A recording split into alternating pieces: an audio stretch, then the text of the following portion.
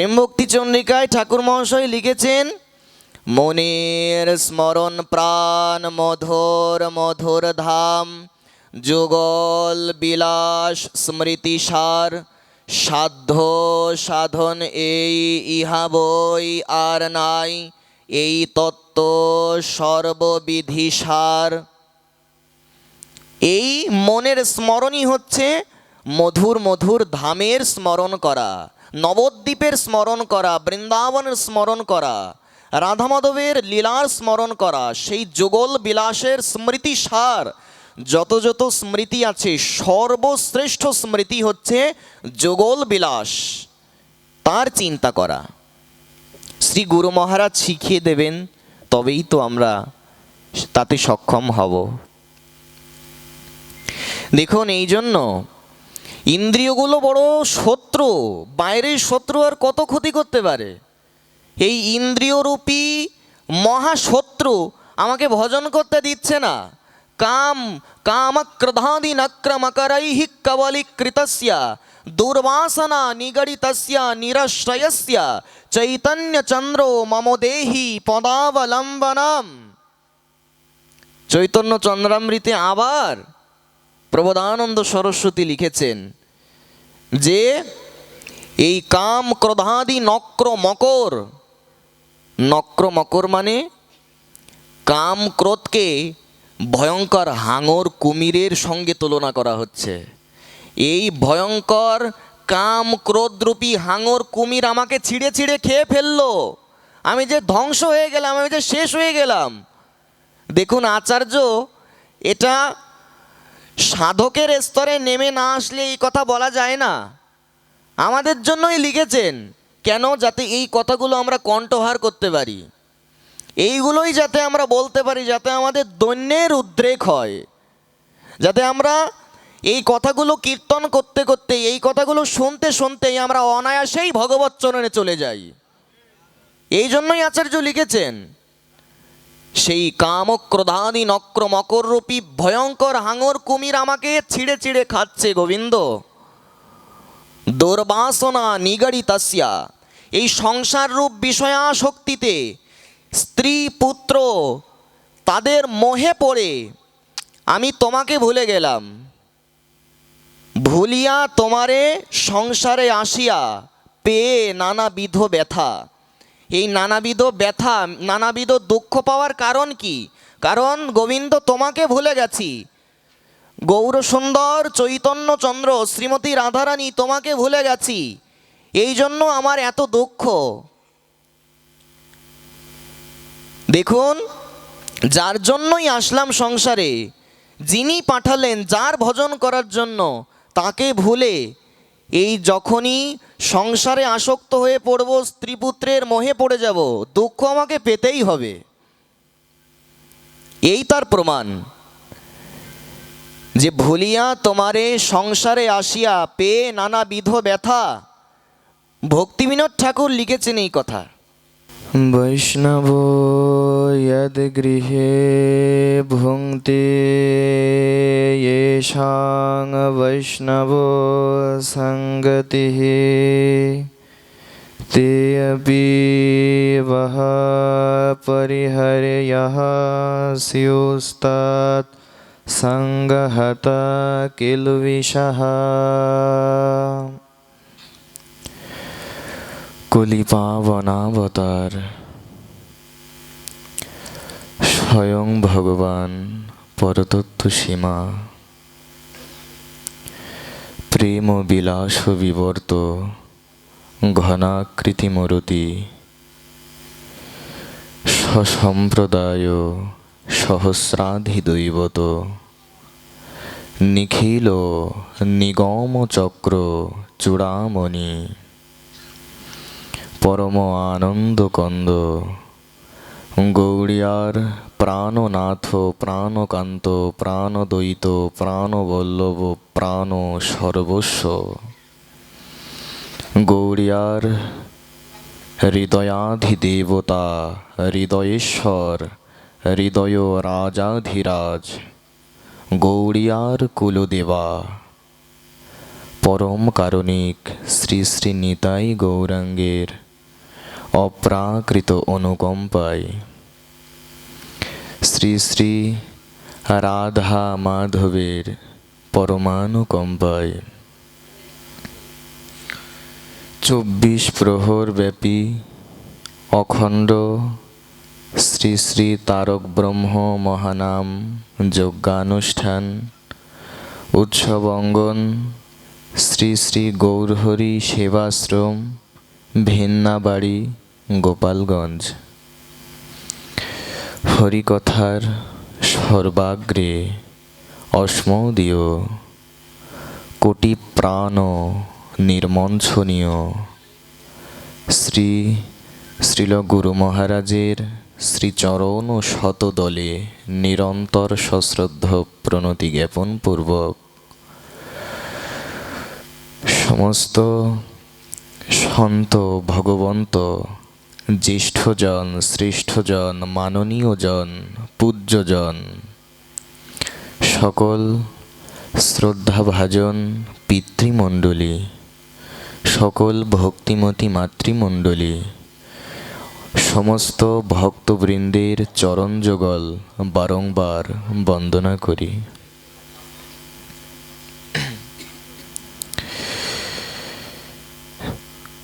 দেখুন, পদ্মপুরাণে কি অপূর্ব একটা শ্লোক এসেছে।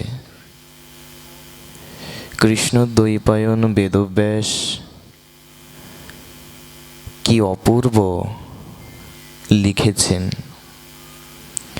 বৈষ্ণব যদ্গৃহে ভুঙ্ক্তে येषां वैष्णवसङ्गतिः ते अपि महापरिहर्यः स्युस्तत्सङ्गहता किल्बिषः। বলছেন যে কারোর বাড়িতে, এটা যমরাজ বলছেন, যমরাজ দূতদেরকে বলছেন যে তোমরা তো আমার দূত, আমার অনুচর, তো একটা কথা তোমরা সবাই জেনে রেখো, সব সময় মনে রাখবে। যমরাজ বলছেন যে যাদের বাড়িতে কিংবা যাদের আয়োজনে বৈষ্ণব সেবা হয়, ভক্ত সেবা হয়, যাদের আয়োজনে, যাদের বাড়িতে, যাদের ঐকান্তিক প্রচেষ্টায় ভক্ত সেবা হয়, বৈষ্ণব সেবা হয়, সেই বৈষ্ণব সেবার দ্বারা তাদের সেই বৈষ্ণব সঙ্গ লাভ হয়ে থাকে, সাধু সঙ্গ, সৎসঙ্গ, ভক্ত সঙ্গ লাভ হয়ে থাকে। আর যদি কেউ ভক্ত সঙ্গ, বৈষ্ণব সঙ্গ, মহৎ সঙ্গ, সাধু সঙ্গ করেন, তাহলে তিনি অক্ষয় ফল লাভ করে থাকেন। এবং শেষের কথাটা এতটা চিত্তস্পর্শী আমাদেরকে যমরাজ অভয় দিয়ে বলছেন। যমরাজ শুধু যমদূতদেরকে বলছেন না, কলিযুগের সমস্ত মানুষকে অভয় মুদ্রা দেখিয়ে কলিযুগের এই দুর্দশাগ্রস্ত, এই পথভ্রষ্ট, পাপিষ্ঠ, অনাচার, যেই পাপাচারে ছেয়ে গেছে, তো এই কলিযুগে এই ভববদ্ধ জীবের যমরাজ বলছেন যে এই কলিযুগে যারা একবারের জন্যেও শুদ্ধ ভক্ত সেবা করেছেন, বৈষ্ণবের সেবা করেছেন, সেটা নিজের বাড়িতেও হোক কিংবা কোনো মন্দিরেই হোক, তারা যদি বৈষ্ণব সেবার আয়োজনও করে, তো বলছেন যাদের আয়োজনে কিংবা যাদের বাড়িতে শুদ্ধ ভক্ত সেবা হয়, শুদ্ধ বৈষ্ণব সেবা হয়, মহৎ সেবা হয়, তাদেরকে তাদের মধ্যে পাপ থাকলেও তাদেরকে কোনোদিন নরক যন্ত্রণা ভোগ করতে হবে না, তাদেরকে নরকে যেতে হবে না। এই কথাও পর্যন্ত বলছেন যে তাদের অন্যান্য পাপও থাকতে পারে, কিন্তু অন্যান্য পাপ থাকলেও তাদেরকে নরকে নিয়ে আসবে না, যমরাজ বলে দিয়েছেন। তাহলে শুদ্ধ ভক্ত সেবার এত মহিমা, অন্যান্য পাপ থাকলেও তাকে নরকে যেতে হবে না, তার অধোগতি হবে না, এমন মহিমা বলছেন এই ভক্ত সেবার, ভক্তের, বৈষ্ণবের, মহতের। এ প্রসঙ্গেই আজ আমাদের কিঞ্চিত সাক্ষাৎকার। দেখুন, একটা অপূর্ব শ্লোক এসেছে ব্রহ্মপুরাণে। নৈবেদ্যাম পুরতো ন্যস্তাম দৃষ্টং চৈব স্বীকৃতিং ময়া ভক্তস্য রসনগ্রেণ রসমশ্নামি পদমজো। সাক্ষাৎ ভগবানই বলছেন এই কথাটা। বলছেন এই কথার দ্বারা আমাদের একটা প্রশ্নেরও সমাধান হবে। আমরা এই যে ভগবানের সামনে যে নৈবেদ্যের পাত্র দিই, যে থালায় আমরা নৈবেদ্য সাজিয়ে দিই, তো অনেক সময় মনে হয় যেমনটা দিলাম তেমনই তো আছে, তিনি গ্রহণ কি করেছেন? তো তিনি আসলে কিভাবে গ্রহণ করেন এটা উনি নিজেই বলছেন। ব্রহ্মপুরাণের মধ্যে এই শ্লোকে ভগবান নিজেই প্রমাণ দিয়েছেন। এই যে আমরা মন্দিরে যে ভোগ নিবেদন করি, তো ভোগ নিবেদনের সময় আমরা তার সামনে যেগুলো সাজিয়ে দিই, তাকে যেগুলো নিবেদন করি, উনি তখন সরাসরি সেটা স্বীকার করেন না, সরাসরি সেটা মুখ দিয়ে গ্রহণ করেন না, তখন উনি দৃষ্টি দ্বারা দৃষ্টি নিক্ষেপ করে সেই নৈবেদ্যকে স্বীকার করে থাকেন। এখন যদি প্রশ্ন আসে যে তিনি কি তাহলে মুখ দিয়ে স্বীকার করেন না, তিনি কি খান না, গ্রহণ করেন না? অবশ্যই করেন। গোবিন্দ এত অপূর্ব কথা বলছেন যে মন্দিরে কিংবা বাড়িতে আমাকে যখন ভোগ নিবেদন করো, আমি তখন দৃষ্টি দিয়ে স্বীকার করি, আর যখন আমি দৃষ্টি দিয়ে স্বীকার করে নেওয়ার পরে ওটা তো আর সাধারণ নৈবেদ্য থাকে না, ওটা তখন প্রসাদ হয়ে যায়। আর প্রসাদ যখন হয়ে যায়, ওই প্রসাদ যখন কোনো ভক্ত তার জিহবায় স্পর্শ করে, আমি আমার শুদ্ধ ভক্তের জিহবায় ওই নৈবেদ্য অঙ্গীকার করি। শুদ্ধ ভক্তের জিহবাতেই, শুদ্ধ ভক্তের মুখেই ভগবান গ্রহণ করেন। এটা উনি ব্রহ্মপুরাণে বলছেন। কি অপূর্ব এই প্রসঙ্গটা! দেখুন, পদ্মপুরাণে বলছেন, ব্রহ্মপুরাণে বলছেন, এবং নারদীয় পুরাণেও দেখুন কি অপূর্ব শ্লোকগুলো। সর্বত্র বৈষ্ণবঃ পূজ্যঃ স্বর্গে মর্তে রসাতলে দেবতানাং মনুষ্যানাং তথৈবোরোগরক্ষসাম। এই যে উনি ওনার ভক্তের জিহবায় আস্বাদন করেন, গ্রহণ করেন, তো সেই ভক্তের মহিমা কেমন, কতটা? বলছেন যে ত্রিলোকে, ত্রিলোক বলতে স্বর্গ, মর্ত্য এবং পাতাল, তো ত্রিলোকে দেবতা, মানব, সাপ, রাক্ষসগণ, এই সবাই শুদ্ধ ভক্তের পূজা করেন। শব্দগুলো একটু লক্ষ্য করবেন, কত উচ্চকোটির কথা বলছেন এখানে। শুধু এই জগতের মানুষ ভক্তের পূজা করেন না, বলছেন দেবতারাও ভক্তের পূজা করছেন এবং করেন। দেবতারাও বৈষ্ণবের পূজা করেন। মানব তো করেনি, সর্পকুল, রাক্ষসগণ, বৈষ্ণবেরা সকলেরই পূজনীয়। এবং দেখুন, এই শ্লোকের দ্বারা এটি প্রমাণ করছেন যে বৈষ্ণব তত্ত্ব, ভক্ত তত্ত্ব এত উচ্চকোটির তত্ত্ব যে ত্রিলোকের বন্দনীয়, ত্রিলোকের পূজনীয়, ত্রিভুবন পূজ্য ভক্ত তত্ত্ব, এমন তত্ত্ব। দেখুন, হরিভক্তিবিলাস, তারপর ভক্তমাল গ্রন্থ, তারপর বৈষ্ণবাচার পদ্ধতি, তারপর হরিভক্তি তরঙ্গিনী, এরকম অনেকানেক বৈষ্ণবীয় গ্রন্থে এত মহিমার কথা এসেছে এই ভক্ততত্ত্বের। ভগবান নিজেই বলছেন, বৈষ্ণবান ভজো কৌন্তেয় মা ভজস্বান্যদেবতঃ পুনন্তি বৈষ্ণবা সর্বে সর্বদেবা নিদাম জগৎ।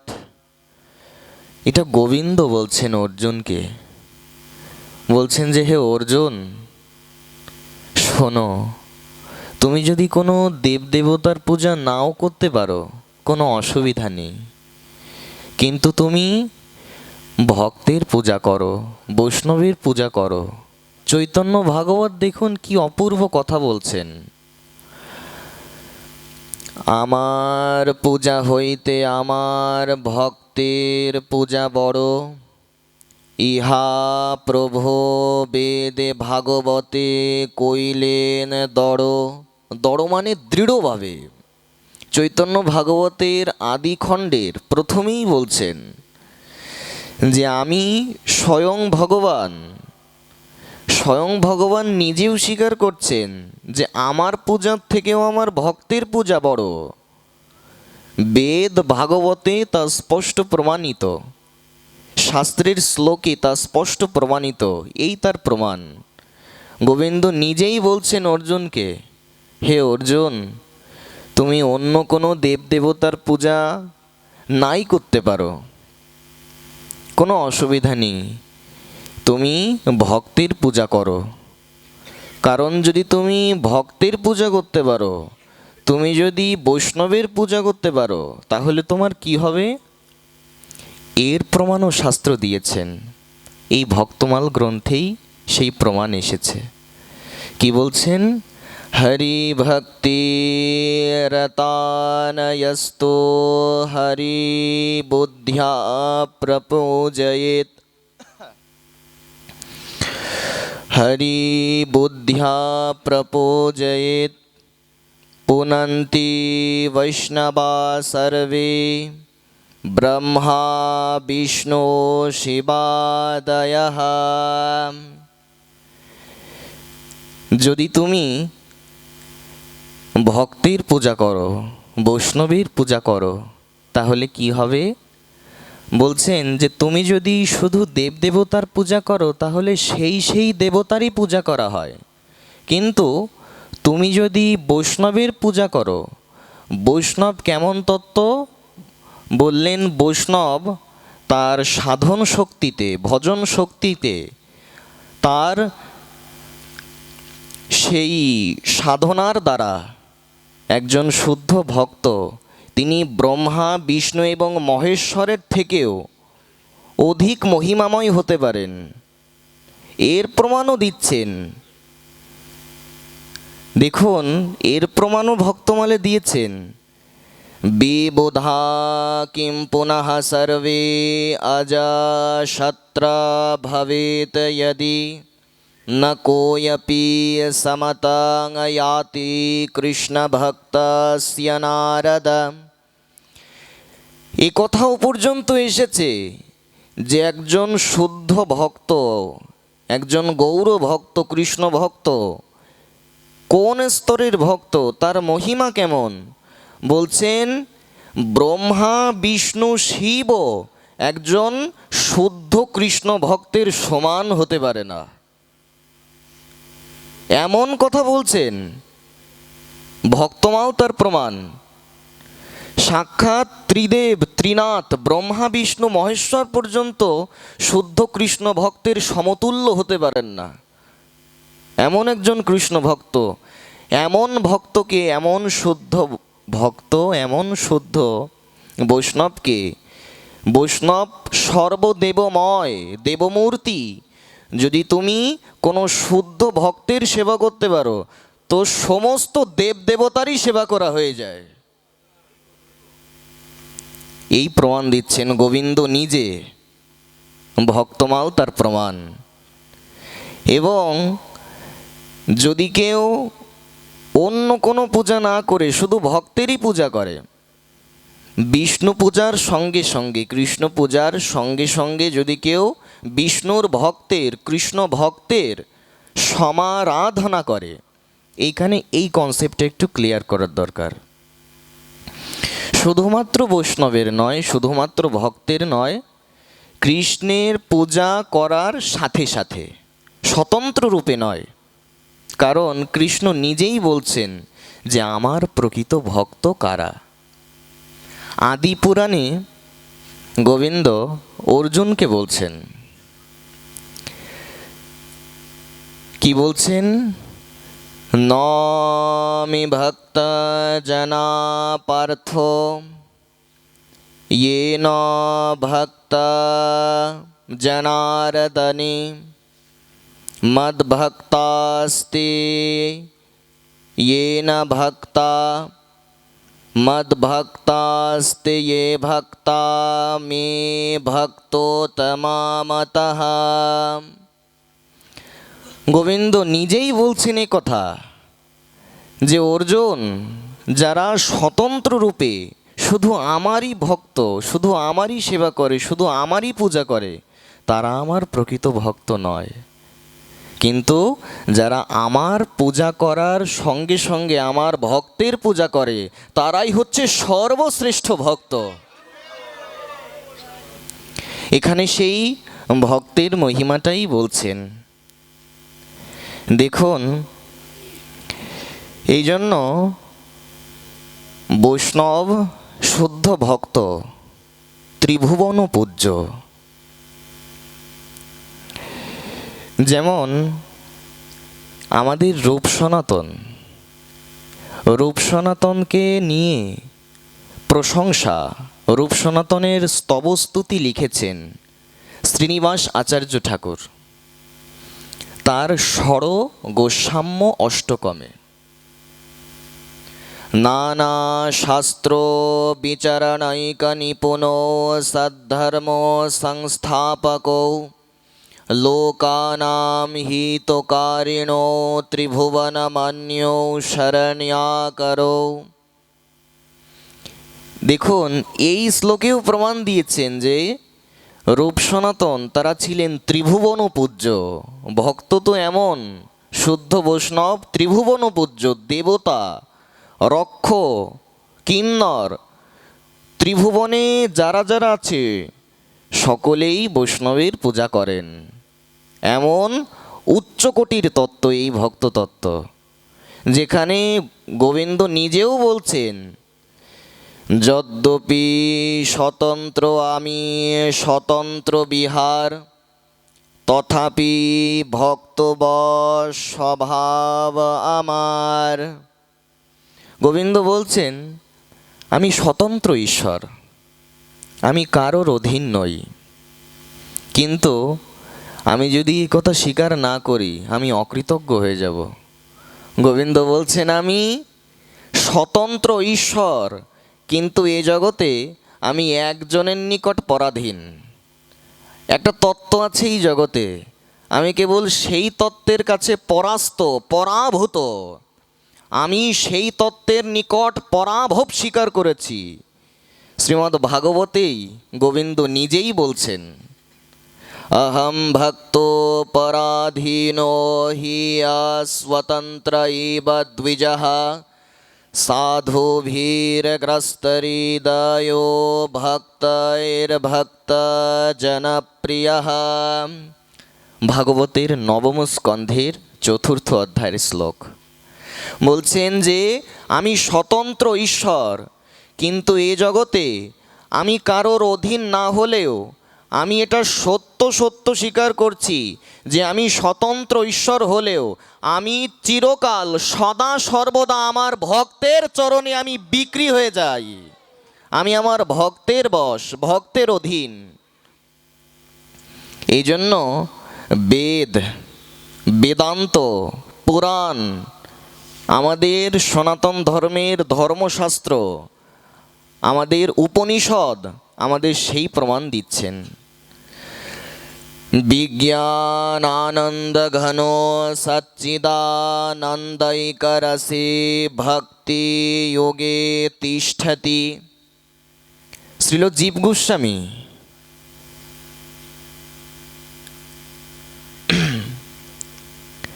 জীব গোস্বামী তার ভক্তি সন্দর্ভের মধ্যে এই প্রমাণ দিয়েছেন। দেখুন, উপনিষদের প্রমাণটা উনি চয়ন করে ওনার গ্রন্থে উদ্ধৃত করেছেন। ঈশ্বর হচ্ছে বিজ্ঞানমানন্দ ব্রহ্ম, উনি বিজ্ঞান আনন্দ ঘন। ঈশ্বরের স্বরূপটা কি? রসো বৈ সহ রসম হেবায়াম লব্ধ্বা নন্দী ভবতি। তিনি হচ্ছেন রসস্বরূপ, রসাকর, রসনিধান, রসনিধি, রসরত্নাকর। তো সেই রসস্বরূপ, রসপর ব্রহ্ম, অখণ্ড অদ্বয় তত্ত্ব, পরব্রহ্ম শ্রীকৃষ্ণ বলছেন আমি সচ্চিদানন্दैकरसे ভক্তিযোগে তিষ্ঠতি। আমি ভক্তিযোগেই অবস্থান করি, আর সেই ভক্তি তো আমার ভক্তের হৃদয়েই থাকে। এই জন্য আমি ভক্তের হৃদয়েই সতত বিশ্রাম করি।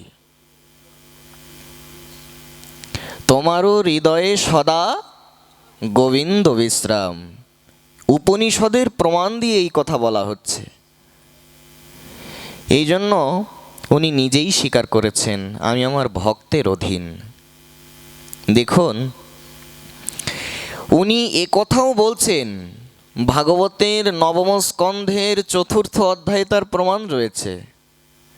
সাধবো হৃদয়াম মহিয়াম সাধুনাম হৃদয়াম ত্বমহম মদন্যাত্তেন জানন্তি নাহম তেভ্যো মনাগপি।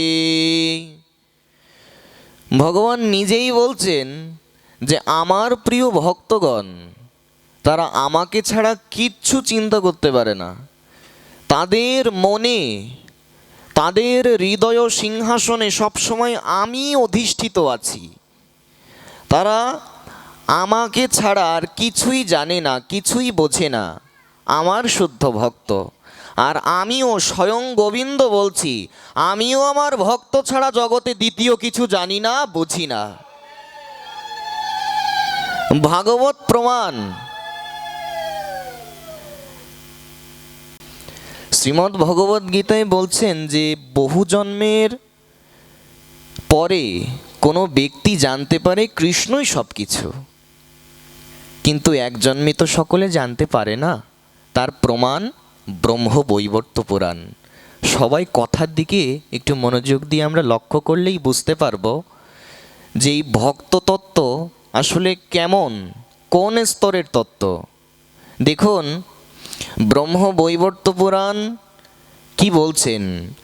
ক্ষুদ্রদেবাম সহস্রেষু দশ জন্মাসু ভাস্করম শত জন্মাসু গৌরীশ্য মোপাস্য বৈষ্ণবো ভবেত। এই শ্লোকটা পড়ার পরে মাথা আমার ঘুরছিল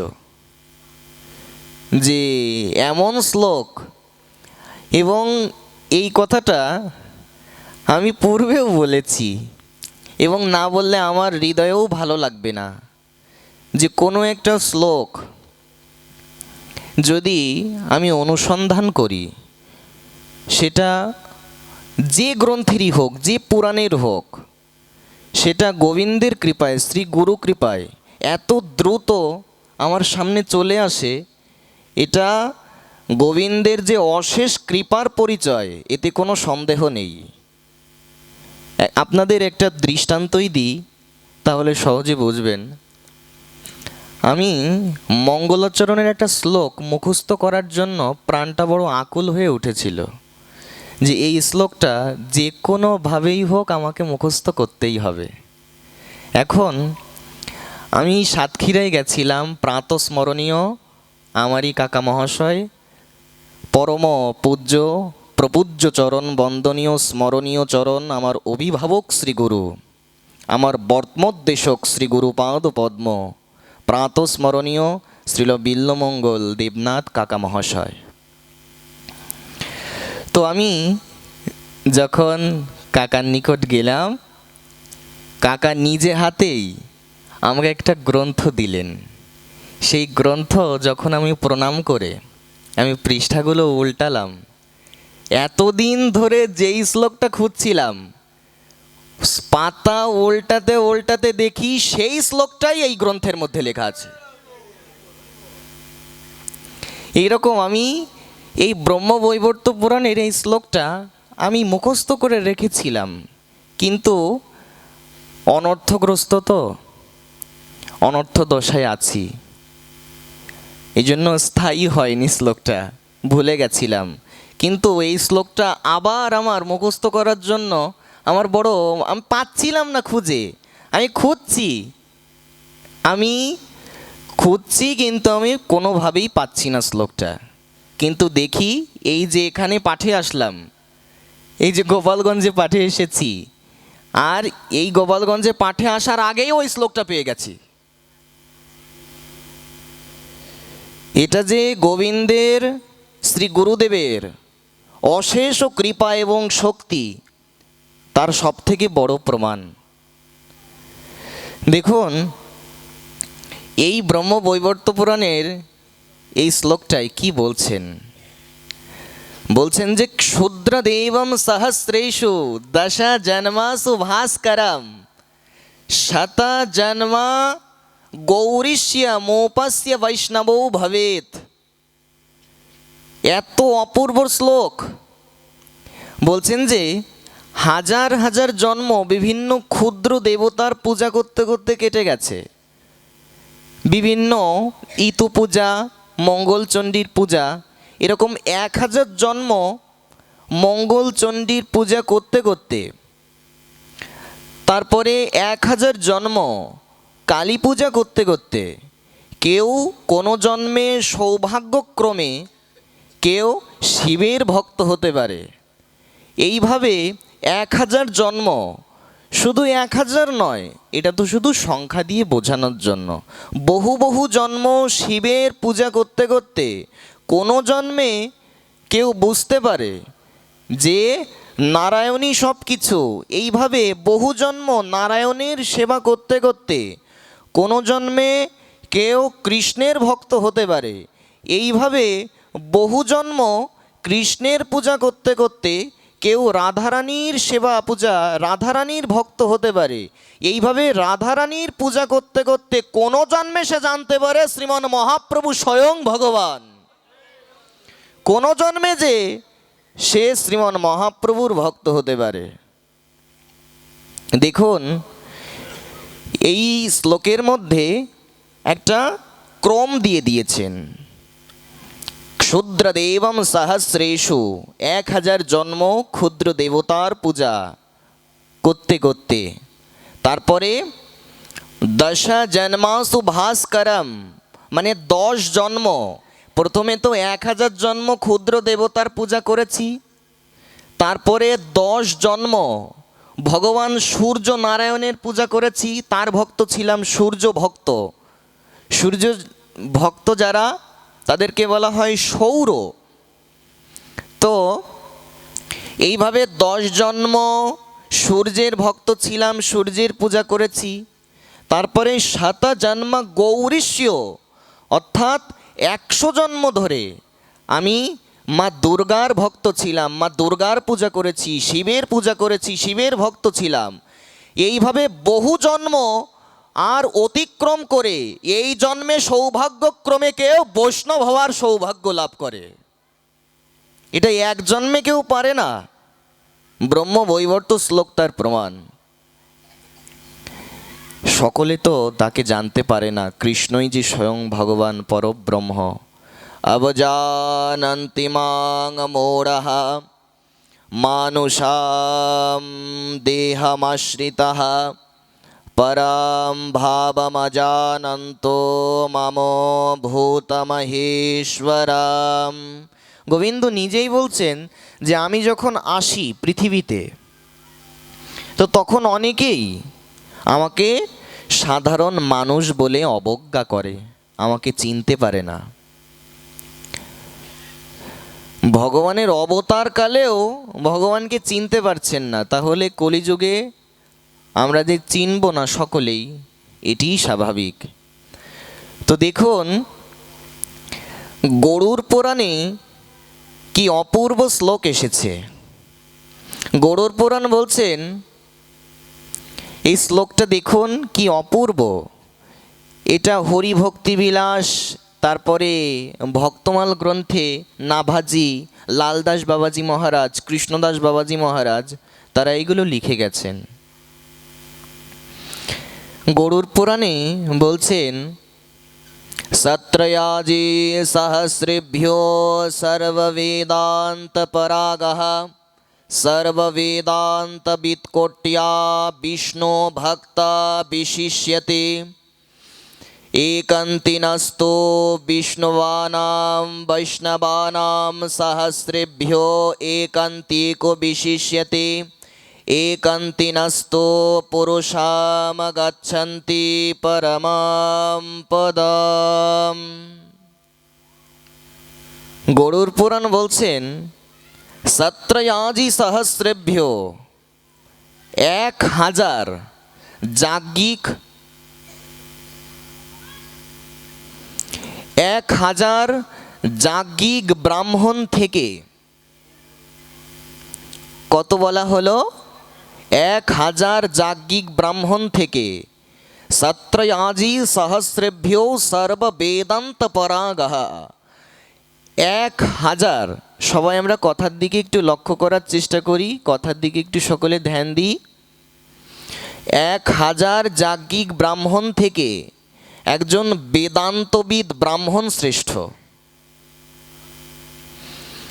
এবং সর্ববেদান্ত বিৎকোট্যা বিষ্ণু ভক্ত বিশিষ্যতে, এইরকম 1 কোটি কোটি কোটি বেদান্তবিদ ব্রাহ্মণ থেকে একজন বিষ্ণু ভক্ত শ্রেষ্ঠ।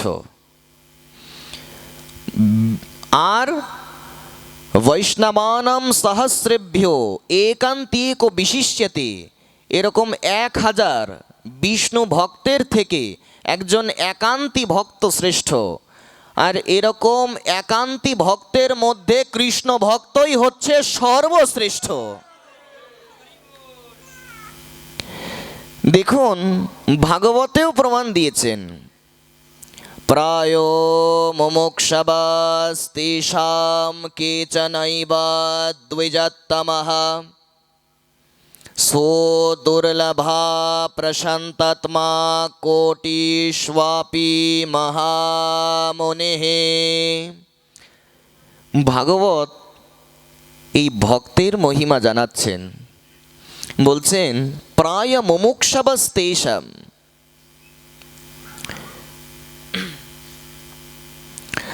প্রায় মুমুক্ষবস্তেষাং মানে এই জগতে হাজার হাজার লাখ লাখ মানুষের মধ্যে কেউ একজন মুক্তির চিন্তা করে, যে আমাকে উদ্ধার হতে হবে, আমাকে মুক্তি লাভ করতে হবে। তো বলছেন এরকম মুমুক্ষ ব্যক্তি জগতে দুর্লভ।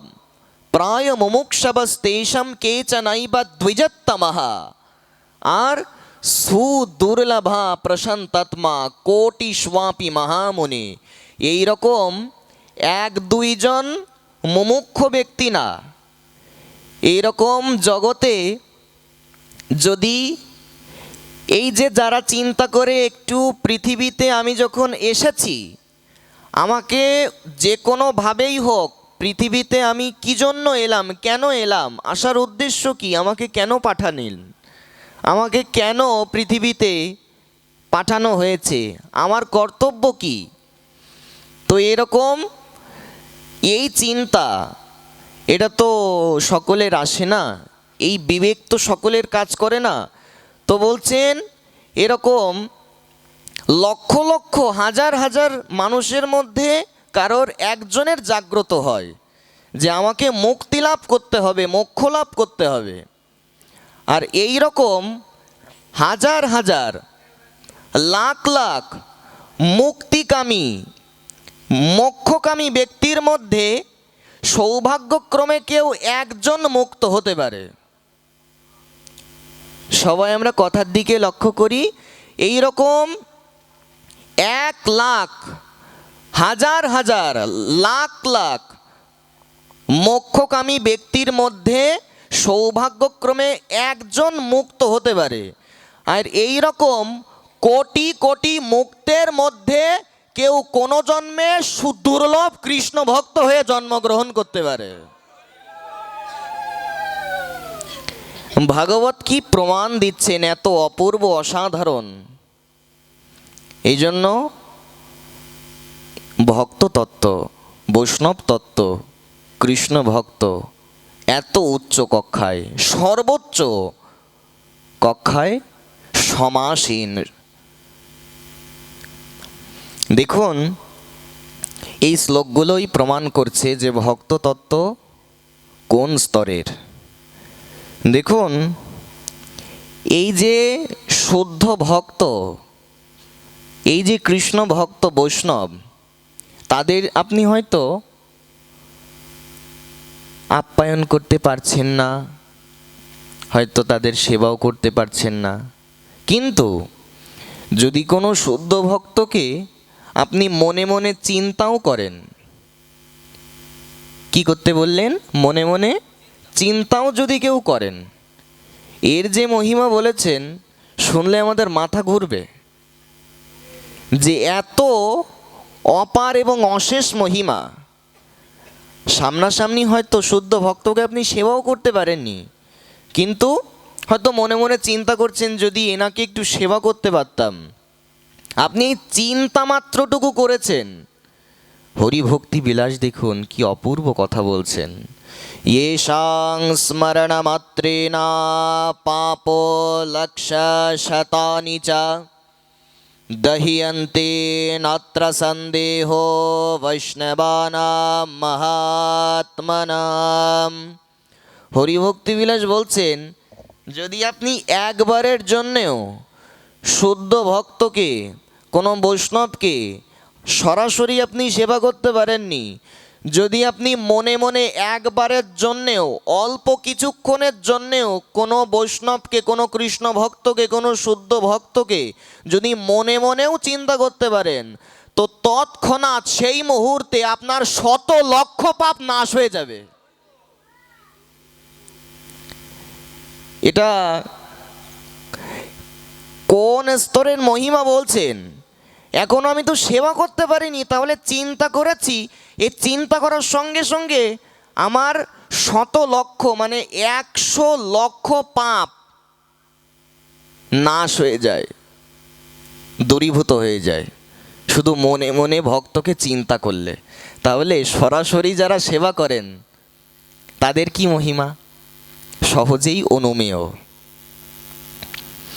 এই জন্য আবার ভাগবতও বলছেন, येषां संस्मरणात् पुंसो सद्यो शुध्यन्ति वै गृहा किं पुनर्दर्शनस्पर्शनोपादशौचासनादिभिः।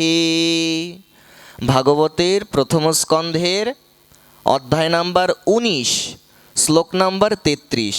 কি দেখুন কি অপূর্ব কথা বলছেন, যে শুদ্ধ ভক্ত কিংবা বৈষ্ণব যদি আপনার বাড়িতে আসে, তাহলে আপনি যদি একটু তার চরণ জল করেন, যদি তার চরণ ধৌত করেন, যদি তার চরণ প্রক্ষালন করেন, যদি তাকে একটু আরতি করেন, যদি তার একটু স্তবস্তুতি বন্দনা করেন, যদি তাকে আপনি শ্রদ্ধা নিয়ে যদি একটু প্রণাম করেন, তো বলছেন যেই গৃহস্থ ভক্ত বাড়িতে এলে ভক্তকে এইভাবে সমাদর করতে পারে, ওই গৃহস্থ তৎক্ষণাৎ সদ্য পবিত্রতা লাভ করে, বিশুদ্ধত্ব লাভ করে।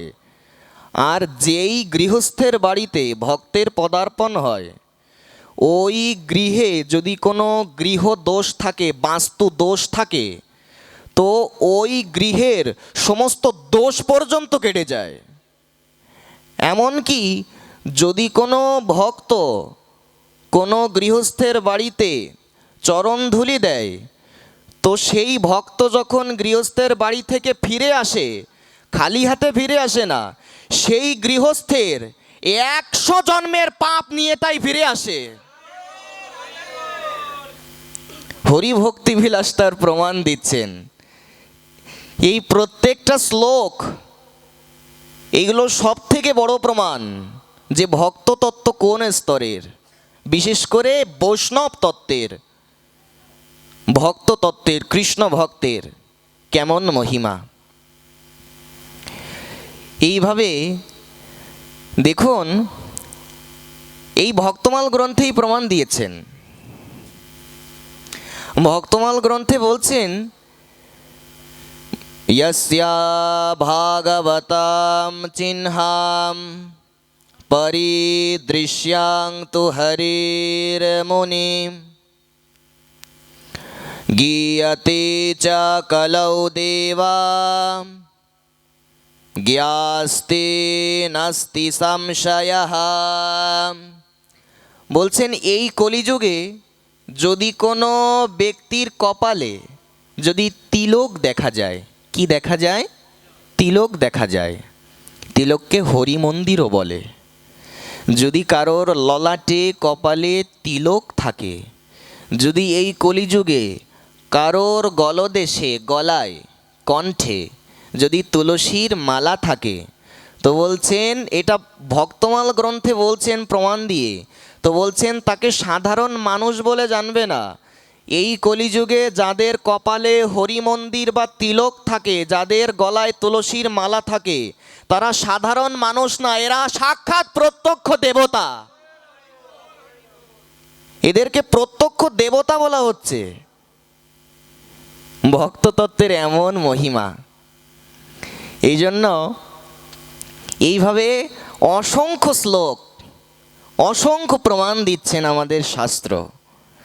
দেখুন, ভাগবত আবার বলছেন, সতাং প্রসঙ্গন মম বীর্যো সংবিদো ভবন্তি হৃৎকর্ণ রসায়ন কথঃ তজ্জোষণো দশ্বাপবর্গবর্ত্মনি শ্রদ্ধা রতির্ভক্তিরনুক্রমিষ্যতি। আজকে অবশ্য একটা শক্তি পাচ্ছি আলাদা। কারণ যদি দেখুন এই শ্লোকের কি মহিমা বলছেন, সতাং প্রসঙ্গন মম বীর্যো ভবন্তি হৃৎকর্ণ রসায়ন কথা তজ্জোষণা দশ্মাপবর্গবর্ত্মনি শ্রদ্ধা রতির্ভক্তিরনুক্রমিষ্যতি। এই শ্লোকগুলো স্ফূর্তি হচ্ছে কেন? আজ একটা শক্তি পাচ্ছি, কারণ কাউকে নিয়ে যদি নিন্দা সমালোচনা হয় তাহলে শক্তি বেড়ে যায় তার। যদি কাউকে নিয়ে যদি নিন্দা সমালোচনা হয়, তো যার নিন্দা করা হয় তার সমস্ত পাপ নিতে হয়। তো আজকে একটা শক্তি পাচ্ছি আলাদা, না হলে এই শ্লোকগুলো স্ফূর্তি হতো না। শ্রী গুরু কৃপায় আপনারা বলাচ্ছেন তাই বলতে পারছি। না হলে তো আমি কিছু পড়িও নি, কিছু শিখিও নি, আর কিছু জানিও নি। আর সব আপনারা যা বলাচ্ছেন তাই, সব শ্রী গুরুদেব যা বলাবেন তাই, সব ভাগবত যা সব প্রকাশ হবে তাই। আমি তো আসলে পাঠ করতে পারি না, আমি কোনো পাঠকও নই। একজন ভক্তের প্রকৃত পরিচয় কি মহাপ্রভু নিজে দিয়েছেন, সেটাই আমাদের সকলের কণ্ঠহার। মহাপ্রভু নিজের পরিচয় যা দিলেন, কলিযুগের প্রত্যেক ব্যক্তির এই একই পরিচয়। মহাপ্রভু জগন্নাথ দেবের সামনে দাঁড়িয়ে বলছেন, নাহাম বিপ্র ন চ নরপতির নাপি বৈশ্যো না শূদ্রঃ নাহম বর্ণী ন চ গৃহপতির বানস্থ জ্যোতির্বা কিন্তু প্রদ্যন নিখিল পরমানন্দ পূর্ণামৃতাব্ধে গোপী ভর্তু পদ কমলয়োর দাস দাসানুদাস। মহাপ্রভু বলছেন, আমি ব্রাহ্মণ নই, আমি চক্রবর্তী, মিশ্র, ভট্টাচার্য, চ্যাটার্জি, বন্দ্যোপাধ্যায় আমি কিচ্ছু নই। আমি ক্ষত্রিয় নই, আমি শূদ্র নই, আমি বৈশ্য নই, আমি ব্রহ্মচারীও নই, আমি বানপ্রস্থীয় নই, আমি গৃহস্থও নই, আমি সন্ন্যাসীও নই, আমি একমাত্র শ্রীকৃষ্ণের চরণের দাসের অনুদাস মাত্র। এই হচ্ছে আমাদের পরিচয়, এর বাইরে আমার কোনো পরিচয় নেই।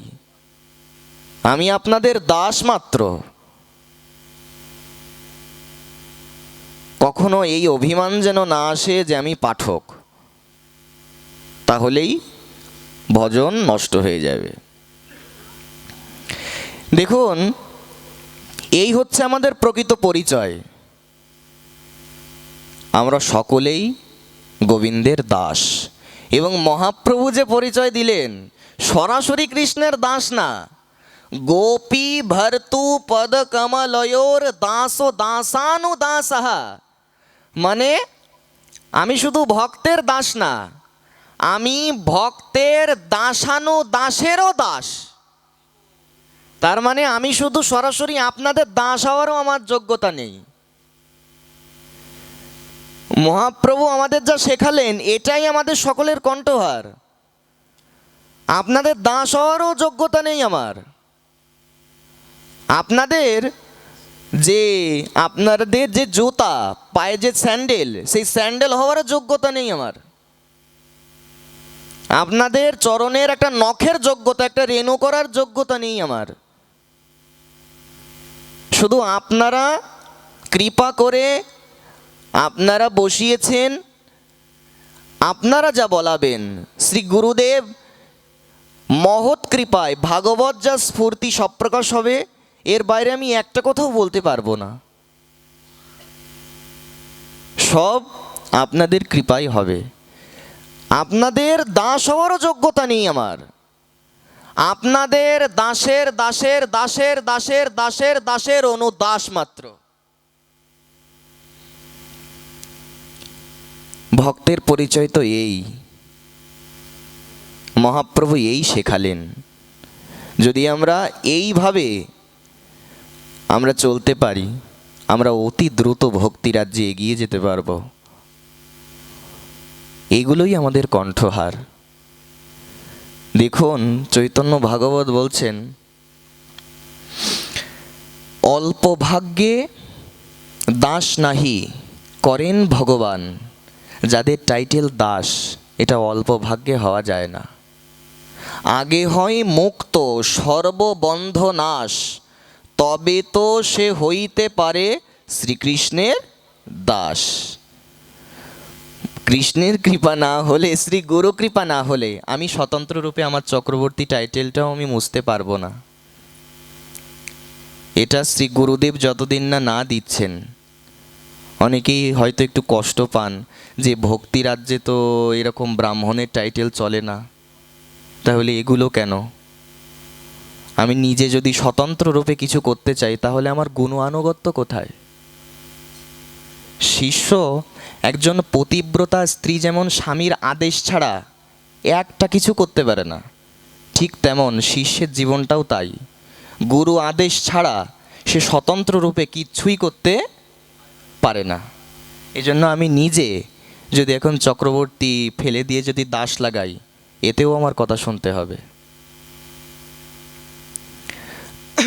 এই জন্য স্বতন্ত্র রূপে এটা আমি যদি করি, এটা আমার গুরুদেবের আনুগত্যের হানি। শ্রী গুরুদেব যেদিন দাস পদবী দেবেন সেই দিন দাস হতে পারবো।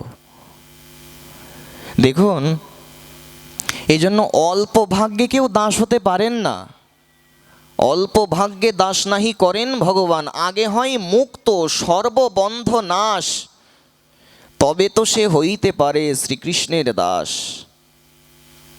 দেখুন, এখানে ভাগবতের আমাদের একটা গুরুত্বপূর্ণ বিষয়, এই ভক্তিমার্গের এত মহিমা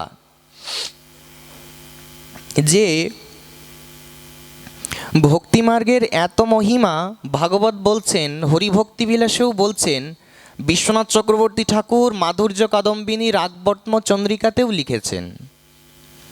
বলছেন যে ইয়ানাস্থায় নরো রাজন ন প্রমাদেত করহিচিত ধাবন নিমিল্য বানেত্রে ন স্খলেন্ন পতে দিহা। ভক্তিরাজ্যের এত মহিমা, যদি কেউ নেত্র নিমিলিত করেও হাঁটে, নেত্র নিমিলিত করা মানে চোখ বন্ধ করেও যদি কেউ ভক্তিমার্গে হাঁটে, তার স্খলন পতনের কোনো সুযোগ নেই। কিন্তু এটা ভক্তিমার্গের মহিমা। কিন্তু এই যে ভক্তিমার্গ, এটা যে কেমন, এই ভক্তিমার্গ প্রসঙ্গে আমাদের শ্রীল প্রবোধানন্দ সরস্বতী চরণ তার চৈতন্য চন্দ্রামৃতমে কি লিখেছেন দেখুন। কালকলির বলীন ইন্দ্রিয় বৈরি বর্গাহ শ্রীভক্তি মার্গা ইহা কণ্টক কোটিরুদ্ধঃ হা হা ক্বয়ামি বিকলম কিমহম করোমি চৈতন্য চন্দ্র যদি নাদ্য কৃপাম করোষি। বলছেন আচার্যচরণ নিজেই বলছেন, প্রভু কলিকাল তো বড় শক্তিশালী, এত প্রতাপ, প্রচণ্ড প্রতাপ। কালকালির বলিন ইন্দ্রিয় বৈরী বর্গাহা, বলছেন ইন্দ্রিয়গুলো বাইরের শত্রু আর কি করবে। আমাদের ইন্দ্রিয়গুলো আমাদের সব থেকে বড় শত্রু। নরোত্তম ঠাকুর কি বলছে, আচ্ছা ইন্দ্রিয় কোনগুলো?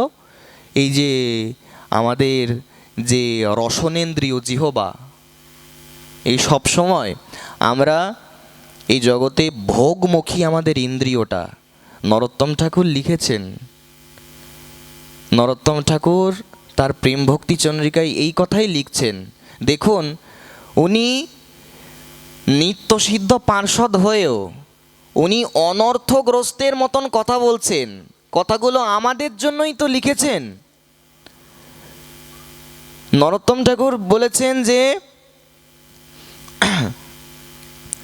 শুনিলে না শুনে কান, জানিলে না জানে প্রাণ, আমি দড়াইতে না পারি নিশ্চয়। বলছেন আমার কান ভগবত কথা। এটা উনি কাদের জন্য লিখেছেন? আমাদের জন্য। আর কান সবসময় ভগবত কথা বিমুখ। শুনিলে না শুনে কান, জানিলে না জানে প্রাণ। মন কখনো তার চিন্তা করতে চায় না, জগতের চিন্তা নিয়েই মেতে আছে। অথচ মনের প্রাণটাই হচ্ছে ভগবতের স্মরণ, গোবিন্দের চরণ স্মরণ, এটাই হচ্ছে মনের প্রাণ। নরোত্তম ঠাকুর তার প্রেম ভক্তি চন্দ্রিকায় এই কথা লিখছেন।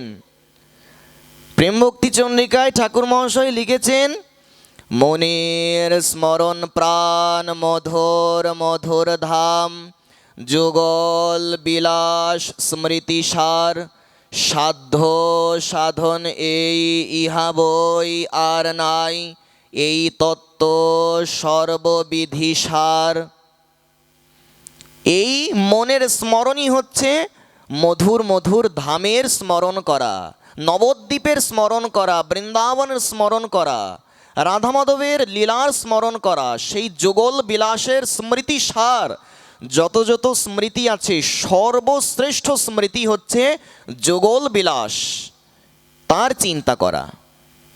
শ্রী গুরু মহারাজ শিখিয়ে দেবেন, তবেই তো আমরা তাতে সক্ষম হব। দেখুন, এই জন্য ইন্দ্রিয়গুলো বড় শত্রু, বাইরের শত্রু আর কত ক্ষতি করতে পারে। এই ইন্দ্রিয়রূপী মহাশত্রু আমাকে ভজন করতে দিচ্ছে না।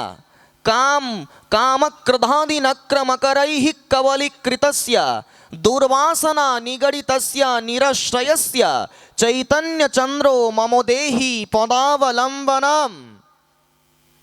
চৈতন্য চন্দ্রামৃতে আবার প্রবোধানন্দ সরস্বতী লিখেছেন যে এই কাম ক্রোধাদি নক্র মকর, নক্র মকর মানে কাম ক্রোধকে ভয়ঙ্কর হাঙর কুমিরের সঙ্গে তুলনা করা হচ্ছে। এই ভয়ঙ্কর কাম ক্রোধরূপী হাঙর কুমির আমাকে ছিঁড়ে ছিঁড়ে খেয়ে ফেললো, আমি যে ধ্বংস হয়ে গেলাম, আমি যে শেষ হয়ে গেলাম। দেখুন আচার্য এটা সাধকের স্তরে নেমে না আসলে এই কথা বলা যায় না, আমাদের জন্যই লিখেছেন। কেন? যাতে এই কথাগুলো আমরা কণ্ঠহার করতে পারি, এইগুলোই যাতে আমরা বলতে পারি, যাতে আমাদের দৈন্যের উদ্রেক হয়, যাতে আমরা এই কথাগুলো কীর্তন করতে করতে, এই কথাগুলো শুনতে শুনতেই আমরা অনায়াসেই ভগবৎ চরণে চলে যাই। এই জন্যই আচার্য লিখেছেন সেই কামক্রোধাদি নক্র মকররূপী ভয়ঙ্কর হাঙর কুমির আমাকে ছিঁড়ে ছিঁড়ে খাচ্ছে গোবিন্দ। দুর্বাসনা নিগড়িতস্য, এই সংসার রূপ বিষয়াসক্তিতে স্ত্রী পুত্র তাদের মোহে পড়ে আমি তোমাকে ভুলে গেলাম। ভুলিয়া তোমারে সংসারে আসিয়া পেয়ে নানাবিধ ব্যথা। এই নানাবিধ ব্যথা, নানাবিধ দুঃখ পাওয়ার কারণ কি? কারণ গোবিন্দ তোমাকে ভুলে গেছি। গৌরসুন্দর চৈতন্যচন্দ্র শ্রীমতী রাধারানী তোমাকে ভুলে গেছি, এই জন্য আমার এত দুঃখ। দেখুন, যার জন্যই আসলাম সংসারে, যিনি পাঠালেন যার ভজন করার জন্য, তাকে ভুলে এই যখনই সংসারে আসক্ত হয়ে পড়ব, স্ত্রী পুত্রের মোহে পড়ে যাব, দুঃখ আমাকে পেতেই হবে। এই তার প্রমাণ যে ভুলিয়া তোমারে সংসারে আসিয়া পেয়ে নানাবিধ ব্যথা। ভক্তিবিনোদ ঠাকুর লিখেছেন এই কথা। এই জন্য আচার্য তিনি বলছেন যে নানা প্রকার দুর্বাসনারূপী শৃঙ্খলে আমি শৃঙ্খলায়িত, রজ্জুতে আবদ্ধ, আমি এই দুর্বাসনা থেকে বেরোতে পারছি না মহাপ্রভু। দুর্বাসনা নিগড়িতস্য নিরাশ্রয়স্য, হে চৈতন্য চন্দ্র, হে শ্রীমন নবদ্বীপ কিশোর চন্দ্র, হা নাথ বিশ্বম্ভর নাগরেন্দ্র, আমি সেই দুর্বাসনার দড়ি দিয়ে, দুর্বাসনাকে একটা মোটা দড়ির সঙ্গে তুলনা করা হলো, সেই দুর্বাসনারূপী দড়ি দিয়ে আমাকে বেঁধে ফেলছে মায়া। এই জড়জগতের মায়া আমাকে বেঁধে ফেলছে, কারণ আমি তোমাকে ভুলে যাচ্ছি, এই জন্যই আমাকে বেঁধে ফেলছে। জীবের স্বরূপ হয় কৃষ্ণের নিত্য দাস, কৃষ্ণের তটস্থা শক্তি ভেদাভেদ প্রকাশ। নিত্য কৃষ্ণ দাস জীব তাহা ভুলি গেল, সেই লাগে মায়া তারে গলায় বান্ধিল। প্রেম বিবর্ত গ্রন্থের প্রমাণ, চৈতন্য চরিতামৃতের প্রমাণ। এই যে মায়া আমাদেরকে কেন গ্রাস করছে, মায়া আমাদেরকে কেন ধরছে? কারণ আমরা ভগবানকে ভুলে গেছি। তাই দৈবী হি এষা গুণাময়ী মম মায়া দুরাত্যয়া, মামে বা ye প্রপদ্যন্তে মায়া মেতাং তরন্তিতে। গোবিন্দ বলছেন এই কলিযুগে জড়জগতে যে মায়া আছে, এটা আমারই মায়া। যারা আমাকে স্মরণ করে না, আমাকে ভুলে আছে, এই মায়া তাদেরকে আরও ভুলিয়ে দেবে ভগবানকে। যারা অভক্ত রয়েছেন, যারা অসুর রয়েছেন, যারা আর সেই প্রকার আসুরিক ভাবসম্পন্ন, তাদেরকে এই মহামায়া, বহিরঙ্গ মায়া আরও ভুলিয়ে দেবে, ভগবানকে আরও ভুলিয়ে দেবে, কৃষ্ণকে আরও ভুলিয়ে দেবে। কিন্তু যারা কায় মন বাক্যে গৌর গোবিন্দের চরণে শরণ নিতে পারবে, গোবিন্দের এই দুস্তর মায়া তাদেরকে কোনো ক্ষতি করতে সামর্থ্য হবে না, কোনো ক্ষতি করতে পারবে না। এই জন্যই তো বলছেন যে সাধু শাস্ত্র কৃপায় যদি কৃষ্ণ উন্মুখ হয়, সেই জীব নিস্তরে মায়া তারে ছাড়ায়। এই জড়জগতের মায়া, এই সংসারের আসক্তি মায়া, এই সংসার সুখের জায়গা নয়।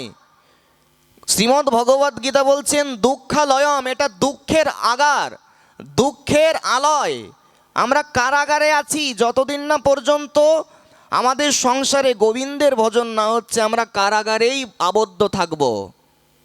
ভাগবত সেই প্রমাণ দিচ্ছেন, তাবৎ রাগাদয়স্তেনা তাবৎ কারা গৃহম গৃহম তাবৎ মোহ অঙ্ঘ্রি নিগড়ো নতে কৃষ্ণ ইয়াবৎ কৃষ্ণ নতে জনা। ভাগবত প্রমাণ দিলেন যে সাক্ষাৎ দেখুন এই শ্লোকটা কিন্তু ব্রহ্মা বলছেন। জয় রাধে, আমরা কথা না বলি। ব্রহ্মা বলছেন যে কলিযুগের মানুষ যতদিন না গোবিন্দ তোমার চরণে আসছে, যতদিন না তোমার ভক্ত না হচ্ছে, যতদিন না তোমার চরণে শরণাগত না হচ্ছে, এই সংসার তাদেরকে কারাগারে বেঁধে ফেলবে, তারা কারাগারেই আবদ্ধ থাকবে। সাক্ষাৎ ব্রহ্মা বলছেন এই কথা। কিন্তু এটা তো যারা ভজন বিমুখ তাদের জন্য বলছেন, কিন্তু এই কলিযুগে সংসারের মধ্যে থেকেও ভগবানকে লাভ করা যায়। যারা সংসারের মধ্যে দেখুন, যারা এমনি সংসার যাদের নেই তারা তো সবসময় ভগবানের স্মরণ করতে পারে, কিন্তু সাংসারিক যারা জীব রয়েছেন, সংসারী মানুষ, তাদের তো অনেক কাজ, অনেক ব্যক্তিগত এবং পারিবারিক বিষয় থাকে। সব কিছু মেনটেন করে তারা যতটুকু সময় ভগবানকে দিতে পারে ওইটাই শ্রেষ্ঠ। আর সংসারে থেকে আপনি ভগবানের জন্য যতটুকু করতে পারবেন ওতেই ভগবান সন্তুষ্ট। যদি আপনি সংসারে থেকেও যদি আপনি কৃষ্ণের সেবা করেন, যদি আপনি গোবিন্দের ভক্ত হয়ে যান, মহাপ্রভুর ভক্ত হয়ে যান, এই সংসার আপনাকে বন্ধনে আবদ্ধ করতে পারবে না। আপনি অনায়াসেই গৌর গোবিন্দের চরণে পৌঁছে যাবেন। সংসারে থেকেও এই জন্য ভগবৎ চরণ লাভ করা যায়। এই জন্য অশাশ্বতানি গত্রানি বিভবানৈব শাশ্বতঃ নিত্যম সন্নিহিত মৃত্যু কর্তব্য ধর্ম সংগ্রহ। সময় থাকতে থাকতে এই জন্য ভজন করো। দেখুন, আপনি যদি এই জগতে কোনো চাকরি করেন কিংবা কোনো ব্যবসা বাণিজ্য করেন, আপনার যে ইনকামটা হবে ওই ইনকামে আপনি আপনার ব্যাংকে রেখে আপনার ব্যাংকের টাকা কিন্তু বেড়ে যাবে, বাড়বে কি না? তো ঠিক তেমন আপনি যত সৎসঙ্গ করবেন, আপনি যত পাঠ শুনবেন, আপনি যত ভাগবত কথা শুনবেন, আপনি আপনার যত অর্থ আছে ওই অর্থ দ্বারা আপনি যত ভগবানের সেবা করবেন। যেমন এই জড়জগতে চাকরি বাকরি ব্যবসা বাণিজ্য করলে এই জগতের ব্যাংক ব্যালেন্স ভরে যায়, ঠিক তেমন আপনি যত পাঠ শুনবেন, যত সৎসঙ্গ করবেন, আপনার টাকা পয়সা দিয়ে যত ভগবানের সেবার জিনিস কিনবেন, ভক্ত সেবা দেবেন, ভগবানের সেবা দেবেন, আপনার পারমার্থিক ব্যাংক তত বাড়তে থাকবে। এই জন্য অর্থ দিয়েও পরমার্থকে ক্রয় করা যায়। যদি অর্থটা অনর্থের মূল হয় না, যদি সেই অর্থ আপনি ভগবত সেবায় দিয়ে দেন, যদি সেই অর্থটা আপনি ভক্ত সেবায় দিয়ে দেন, ওই অর্থ আপনার অনর্থের মূল হবে না, ওই অর্থ দ্বারাও আপনার পরমার্থ হয়ে যাবে।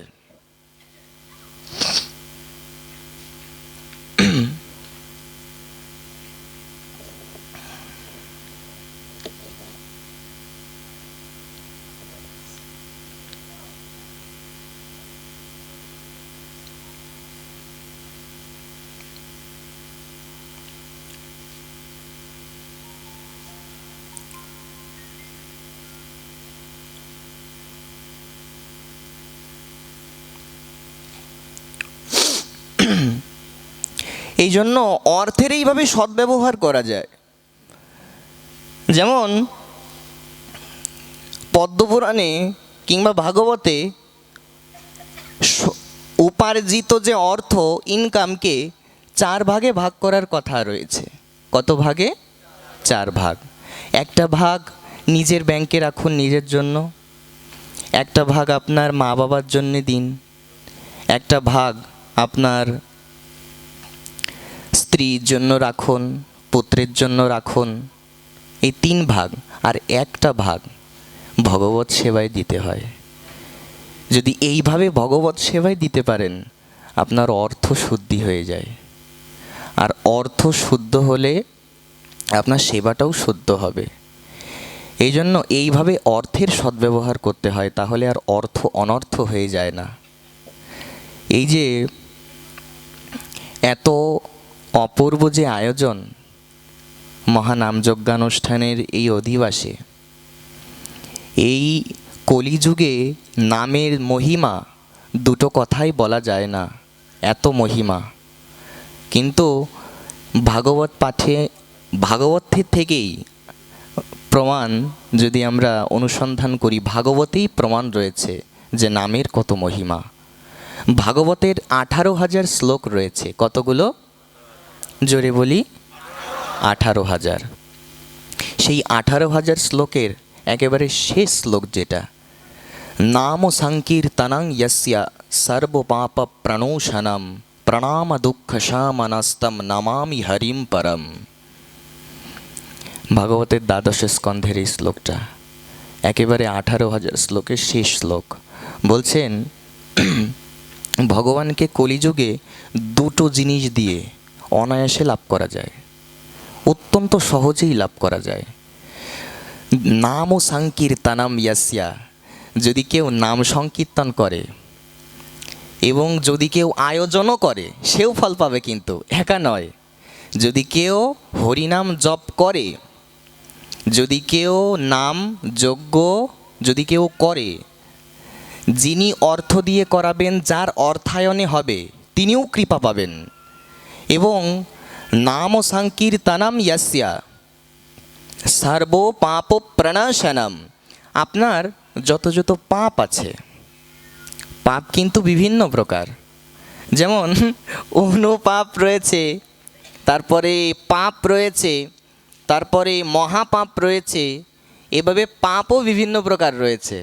তো বলছেন যারা নাম সংকীর্তন পরায়ণ এই কলিযুগে, বললেন কোনো পাপ তাদেরকে কোনো অনিষ্ট করতে পারে না, তাদের নিকট, তাদের ধারে কাছেও পাপ আসতে পারে না। নাম সংকীর্তন যারা, যারা হরিনাম উচ্চারণ করে, যাদের মুখে হরি শব্দ উচ্চারণ হয়, যাদের মুখে কৃষ্ণ শব্দ উচ্চারণ হয়, তাদের কি হয়? यस्य जेहोवाग्रे वर्तते हरि रीत्यक्षरद्वयम् বিষ্ণুলোকম অবাপনতি পুনরাবৃত্তি বর্জিতঃ। যাদের মুখে অন্তত হ রয়রস্যি এই দুটো অক্ষর বিরাজ করে, যাদের মুখে কৃষ্ণ নাম মাত্র বিরাজ করে, তাদেরকে এই সংসারে আর ফিরে আসতে হয় না, তাদের বিষ্ণু লোকে গতি হয়ে থাকে, সাক্ষাৎ ভগবত ধামে তারা চলে যায়। এই জন্ম মৃত্যুর চক্রে তাদেরকে আর ঘুরতে হয় না। হরিনামের এত মহিমা, নামযজ্ঞের এত মহিমা। সুতরাং এই নামযজ্ঞের যারা আয়োজন করেছেন তারাও সাধারণ কেউ নন। বহু জন্মের তপস্যা স্বীকৃতি না থাকলে নামযজ্ঞের আয়োজনও করা যায় না। দেখুন, এই জন্য নাম সংকীর্তনম ইয়স্য সর্ব পাপ প্রণোষণম, নাম সংকীর্তনের দ্বারা এই কলিযুগের মানুষের সমস্ত পাপ পর্যন্ত নষ্ট হয়ে যায়। নাম সংকীর্তনের দ্বারা, এই নাম সংকীর্তনের থেকে শ্রেষ্ঠ উপায় আর কিচ্ছু নেই। ভাগবতের শেষ শ্লোক তার প্রমাণ। আচ্ছা, যদি প্রশ্ন হয় কলিযুগের সর্বশ্রেষ্ঠ সাধন কি, কলিযুগের সর্বশ্রেষ্ঠ মন্ত্র কি, কিংবা কলিযুগের প্রধান ধর্ম কি, ভাগবতের শেষ শ্লোক প্রমাণ দিচ্ছেন একমাত্র হরিনাম মহামন্ত্র সর্বশ্রেষ্ঠ সাধন। নাম সংকীর্তনম ইয়স্য সর্ব পাপ প্রণোষণম প্রণাম দুঃখ শামন হস্তং নমামি হরিম পরম।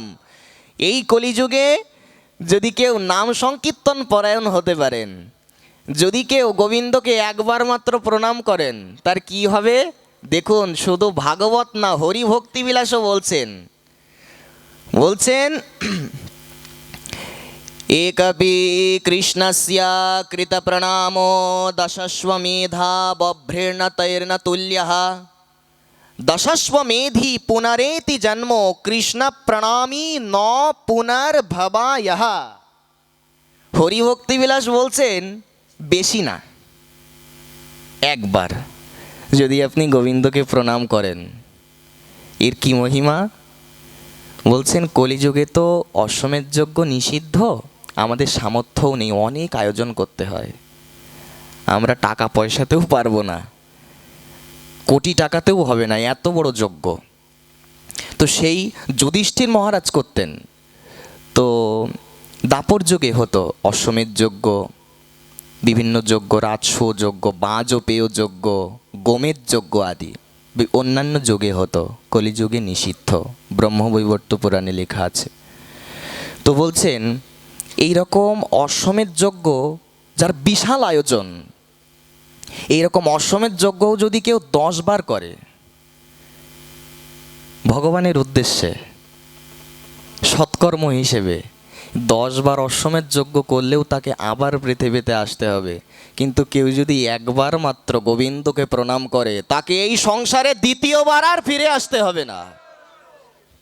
এক কৃষ্ণ প্রণামেরই এত মহিমা।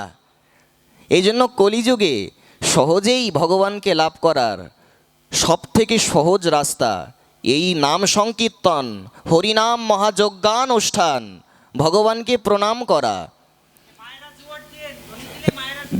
দেখুন এমনকি এটা ভক্তমাল গ্রন্থেও এসেছে, এমনকি ভাগবতেও লিখেছেন। আমরা সাক্ষাৎ যমরাজ আমাদেরকে অভয় দিচ্ছেন, ভাগবত আমাদেরকে অভয় দিচ্ছেন, স্বয়ং ভগবান আমাদেরকে বলছেন তোমরা নির্ভয়ে থাকো, কলিযুগের মানুষ তোমাদের চিন্তা নেই। বলে কেন? এই কলিযুগে যারা সৎসঙ্গ করবে, যমরাজ একটা লিস্ট দিয়ে দিয়েছেন যে এই ব্যক্তিদের আমার কাছে আনবে, অর্থাৎ যমলোকে আনবে, আর এই ব্যক্তিদের যমলোকে আনবে না। তো ভাগবতেও প্রমাণ দিয়েছেন, তারপরে ভক্তমাল গ্রন্থেও প্রমাণ দিয়েছেন। বলছেন এই কলিযুগে যারা ভাগবত পাঠ শোনে, এই কলিযুগে যাদের কপালে তিলক থাকে, এই কলিযুগে যাদের কণ্ঠে তুলসীর মালা থাকে, তাদের যদি অন্য কোনো পাপও থাকে, এদের কোনোদিন নরক যেতে হয় না, কোনোদিন নরক গতি হয় না, এদেরকে নরকে নিয়ে আসবে না। যমরাজ নিজেই বলে দিয়েছেন। শুধু তাই না, এ কথাও বলছেন যে যদি দেখো যে কারোর কপালে তিলক আছে, যমরাজ বলে দিচ্ছেন কারোর কপালে যদি দেখো তিলক আছে, যদি কণ্ঠে দেখো তুলসীর মালা আছে, তার দ্বারে কাছেও যাবে না, দূর থেকে বাতাসের গতিতে পলায়ন করবে। এমন মহিমা ভাগবত বলে দিয়েছেন। এই জন্য কলিযুগের মানুষকে নির্ভয়ে থাকতে বলেছেন। অভয় মুদ্রা দিয়ে ভগবান আমাদেরকে সব থেকে সহজ শ্রেষ্ঠ রাস্তা বলে দিয়েছেন এই নাম সংকীর্তন, ভগবানকে প্রণাম করা। যাদের মস্তক সাধুগুরু বৈষ্ণবের চরণে অবনত হয়, যারা সাধু দেখলেই, ভক্ত দেখলেই, বৈষ্ণব দেখলেই যারা প্রণাম করে, যারা মন্দির দেখলেই, গোবিন্দ দেখলেই যারা প্রণাম করে, তাদেরই মস্তক সার্থক মস্তক, তাদের জীবন ধন্য। অক্ষ্ণৌ ফলম তাদৃশ সাঙ্গঃ জিহ্বা ফলম তাদৃশ কীর্তনম গাত্রো অক্ষ্ণৌ ফলম তাদৃশ দর্শনম হি তন্ব ফলম তাদৃশ গাত্র সঙ্গঃ জিহ্বা ফলম তাদৃশ কীর্তনম হি সুদুর্লভা ভাগবতা হি লোকে। হরিভক্তি সুধোদয় বলছেন এই কলিযুগে যারা ভক্ত দর্শন করে, যাদের চোখ দুটো মন্দিরে শ্রীবিগ্রহ দর্শন করে, তাদের চোখ সার্থক। আর বলছেন যাদের গাত্র অর্থাৎ শরীর ভক্তদেরকে স্পর্শ করে, ভগবানের বিগ্রহকে স্পর্শ করে, বিগ্রহরূপে তো নয়, সাক্ষাৎ জ্ঞানে করতে হবে, যদি কেউ শুদ্ধ ভক্তকে স্পর্শ করে, শুদ্ধ ভক্তের স্পর্শেই সে যত বড় পাপিষ্ট হোক, যত বড় পাপী হোক, মহাপাপী হোক, যত বড় অশুদ্ধ হোক, শুদ্ধ ভক্তকে স্পর্শ করলেই তৎক্ষণাৎ সে বিশুদ্ধ হয়ে যায়। আর যদি কেউ তার জিহ্বার দ্বারা শুদ্ধ ভক্তের প্রশংসা করে, নিন্দা নয়, প্রশংসা যে করে, যদি শুদ্ধ ভক্তের কেউ প্রশংসা করতে পারে তার জিহ্বাই ধন্য, সার্থক তার জিহ্বা। আজ অবশ্য একটু শক্তি পাচ্ছি বেশি, এই শক্তিটা নিশ্চয়ই আমাকে কেউ বাড়িয়ে দিয়েছে। একটা আলাদা একটা শক্তি, আলাদা একটা অনুভব হচ্ছে, এই শক্তিটা পেতাম না। এই শক্তিও নিশ্চয়ই অনুগ্রহ করে, কৃপা করে আমাকে বাড়িয়ে দিয়েছে কেউ। এটাও গোবিন্দের ইচ্ছা, গোবিন্দের জন্যই অনেক, এই গোবিন্দই শ্রীমান মহাপ্রভুই কৃপা করে এই শক্তিটা বাড়িয়ে দিলেন, আপনাদেরই কৃপায়। কারণ নিন্দা করলে সেই যার নিন্দা করা হয়েছে তার শক্তিটা বেড়ে যায়। মহাপ্রভু কৃপা করে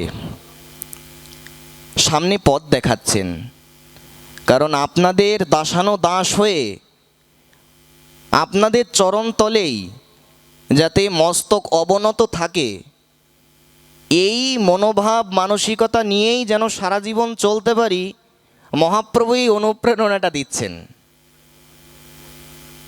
এই জন্য আসুন, রাত হয়ে গেছে, আমরা আপনাদেরকে কষ্ট দেব না, অধিবাসের পর্ব আছে তো, এই শীতের রাতে আপনারা কষ্ট করে শুনছেন, তো একটা বিষয় একটু স্পর্শ করা প্রয়োজন।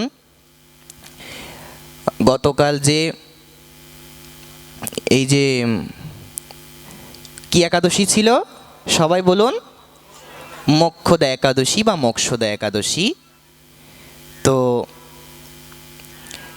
গীতা জয়ন্তীও ছিল, অর্থাৎ গীতার আবির্ভাব। গোবিন্দ ওই দিন অর্জুনকে গীতার উপদেশ দিয়েছিলেন, এজন্য সেই দিনকে বলা হয় গীতা জয়ন্তী, গীতার আবির্ভাব। তো সেই মোক্ষদা একাদশী অনেকেই পালন করেছেন। তো এই যে মোক্ষদা একাদশী থেকে যে গীতা জয়ন্তী শুরু হয়েছে, 18 দিন ব্যাপী মহাভারতের যুদ্ধ কতদিন ব্যাপী হয়েছিল? 18 দিন ব্যাপী। তো সেই 18 দিনে এই যে আজ থেকে মোক্ষদা একাদশী থেকে 18 দিন পর্যন্ত আপনারা যদি একটু শ্রীমদ্ ভগবদ্ গীতা অধ্যয়ন করতে পারেন, একটু বিশেষ কৃপা পাবেন। কারণ গীতা জয়ন্তী তো, গীতার আবির্ভাব হয়েছে। যদি আপনি বেশি না একটু সময় করে 18, অনেকেই করেন প্রত্যেক দিন, অনেকে আছেন মোক্ষদা একাদশী থেকে শুরু করেছেন, প্রত্যেক দিন 700 শ্লোক করে অনেকে পড়েন, কিন্তু সকলের তো এত সময় হয়ে ওঠে না। যদি আপনি একটু সময় করে উঠতে পারেন, যদি একটু পুরুষোত্তম যোগটা শ্রীমদ্ ভগবদ্ গীতার একটু প্রত্যেক দিন পড়তে পারেন, গোবিন্দ আপনাকে কৃপা করবেই করবে। গীতা জয়ন্তীর এই মহিমা তো, এই জন্য একটু অনুরোধ থাকবে যে আমরা যেন একটু চেষ্টা করি, এই যতদিন আছে আর সামনে একটু শ্রীমদ্ ভগবদ্ গীতা, আপনি যতটুকু, একটা অধ্যায় না পারেন আপনি একটা দুটো শ্লোক পড়ুন, আপনার যতটা সামর্থ্য, আপনার যতটা পারবেন একটু গীতা শ্লোক পড়ার চেষ্টা করুন। এবং এই যে নামযজ্ঞ, এই যে পাঠটা দেখুন, একটু পাঠে একটু আমাদের মধ্যে একটু পরিবর্তনটা যদি আসে, সেটি আমাদের অভিপ্রেত। পাঠ দিয়ে যদি মানুষের একটু বিবেক জাগানো না গেল, যদি একটু মানুষের মধ্যে পরিবর্তন না আনা গেল, সেখানেই তো একটু দুঃখ থেকে যায়। দেখুন, একটু নিবেদন থাকবে যে এই যে নামযজ্ঞের অধিবাসে আপনাদের যে অপ্রাকৃত ভাগবত কথার আয়োজন, এটা শুধু হাজার কণ্ঠে নয়, এটা লক্ষ কণ্ঠে প্রশংসা করার মতো। আপনারা যে নামযজ্ঞের নামযজ্ঞের অধিবাসে আপনারা যে ভাগবতের এমন অপ্রাকৃত আয়োজন করেছেন, এটা লক্ষ কণ্ঠে প্রশংসা করার মতো।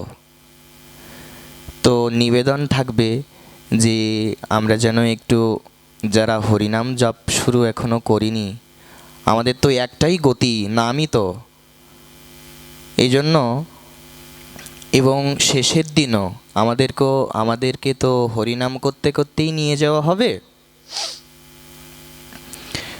এই জন্য বিনীত অনুরোধ থাকবে যে এখনও যারা এই কলিযুগে জন্মগ্রহণ করেও যারা আমরা হরিনাম জপ শুরু করিনি, একান্ত অনুরোধ থাকবে যে আমরা যেন একটু জপের মালা সংগ্রহ করে, বেশি না অন্তত 2 মালা করে যেন একটু হরিনাম জপ করা শুরু করি। এই অনুরোধ রেখে আপনাদেরকে আর কষ্ট দিচ্ছি না। এই যে আয়োজন,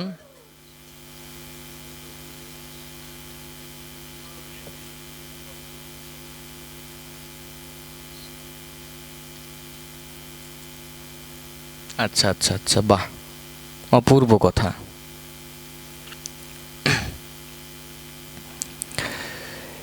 আমি এখান থেকে আমার একটা অনুভব হচ্ছে যে আজকে যেন একটা বিশেষ কৃপা হয়েছে আমার উপর। কেন? কারণ মনে এসেছে যে শ্রীমতী রাধারানীর কথাটা একটু যদি আসতো, আর দেখি রাধারানী সেই ভক্তের হাত দিয়ে পাঠিয়েও দিলেন। আজকে একটু বিশেষ কৃপা হয়েছে এবং আজকে একটু মানে শক্তিটা যেন আমি একটু বেশি অনুভব করছি, কেন জানি আপনাদের কৃপায়। একদম এই কথাটা একদম বলতেই হবে যে আমার অনেক প্রিয় মানুষ, আমার সামনে যে আমার এত দাদারা আছে, আমি তাদের নাম বলে আমি তাদেরকে ছোট করব না, এবং শুধু ছোট করা না, আমার এই নিন্দুক পাপিষ্ঠ জিহবায় আমি তাদের নাম উচ্চারণ করারও যোগ্যতা রাখি না। আমার মতন এই প্রকার অভিমানী অহংকারের খনি আমার জিহবায়, তাদের মতন মহাত্মার নাম, তাদের মতন গুণীজনের নাম আমার মতন অহংকারীর জিহবায় শোভা পায় না। আমার মতন নিন্দুকের জিহবায় তাদের পবিত্র নাম, বিশুদ্ধ নাম উচ্চারণ করার সাহসও আমার নেই। আমার দাদারা না, আমার মায়েরাও এসেছেন এখানে, কত আমার এত পরিচিত যারা এসেছেন আজকে এই পরিচিত মুখগুলোর জন্যই, এবং আপনাদের কৃপা শক্তিতে একটা আলাদা শক্তি এবং আলাদা আনন্দ কাজ করছে, যেটা মনে মনে চিন্তা করেছি শ্রীমতী রাধারানীর কথা একটু হবে না, ঠাকুরানী ঠিকই ভক্তের হাত দিয়ে পাঠিয়ে দিলেন। তো আসুন আমরা বেশি না, রাত হয়েছে, অল্প কিছুক্ষণ আমরা একটু, যেহেতু ভক্তের অনুরোধ, একটু না স্পর্শ করে গেলে হয় না। দেখুন,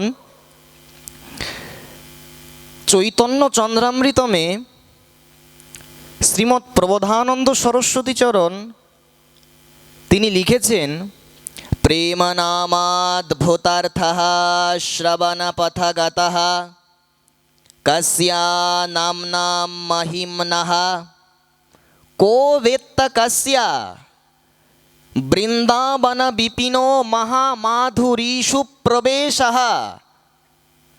को ब जानाति राधाम परम रस चमत्कार माधुर्य सीमाम एकश्चैतन्य चंद्रः सर्वमाविश्चकारः परमः करुणया सर्वम आविश्चकारः। দেখুন, বলছেন যে মহাপ্রভু আমাদের কলিযুগের মানুষের জন্য 4টে জিনিস দিয়েছেন। বিশেষ করে অনেক কিছুই রয়েছে, কিন্তু প্রধানত 4টে জিনিস। কয়টা জিনিস ভক্তগণ? জোরে বলি, 4টে জিনিস। প্রথমে বলছেন, কস্যা শ্রবণ পথগতঃ, এই যে হরি নাম শুধু অন্যান্য যুগেও ছিল, বিশেষত্ব হচ্ছে কলিযুগে হরি নামের মধ্যে মহাপ্রভু সর্বশক্তিকে সংন্যস্ত করেছেন, অন্য কোনো যুগে ছিল না। এবং এই কলিযুগে সেই রাধার ভাব লইয়া চৈতন্যাবতার যোগধর্ম নামপ্রেম কইলা পরচার, সেইভাবে নিজ বাঞ্ছা করিল পূরণ, অবতারের এই বাঞ্ছা মূল কারণ। চৈতন্য চরিতামৃত বলছেন এই কলিযুগের হরিনামের মধ্যে মহাপ্রভু ব্রজভক্তি ব্রজপ্রেম রাধাপ্রেমকেও পর্যন্ত সংন্যস্ত সন্নিবেশিত করেছেন, এই জন্য আরও শক্তি বেড়ে গেছে। দেখুন, প্রথমত হরিনাম দিয়েছেন, আর এই হরিনামের মহিমা, এত মহিমা আমরা বুঝতে পারতাম না মহাপ্রভু না আসলে। দেখুন, এই জন্য প্রথমটি কি হরিনাম, প্রথমটি কি বলা হলো হরিনাম। তো শ্রবণা পথগতঃ কস্যা নামনাম মহিম্নঃ, আর কস্যা বৃন্দাবন বিপিনো মহামাধুরীষু প্রবেশঃ, বৃন্দাবন ধামের যে সর্বাতি সাহিত্য, বৃন্দাবন ধামের যে মাধুর্যত্ব, মাধুর্য সীমা, বৃন্দাবন ধাম যে ধাম শিরোমণি, ধাম মুকুটমণি, অভিন্ন নবদ্বীপ, নবদ্বীপ যেমন অভিন্ন ব্রজমণ্ডল, ধামে ধামে তো ভেদ করতে নেই, ভেদে অপরাধ হয়। তো বলছেন বৃন্দাবনের মহিমা মহাপ্রভু না আসলে এত বিস্তৃতভাবে প্রচারিত হতো না। এজন্য বৃন্দাবনের মহিমা মহাপ্রভু প্রকাশ করেছেন, এটা হচ্ছে 2 নাম্বার।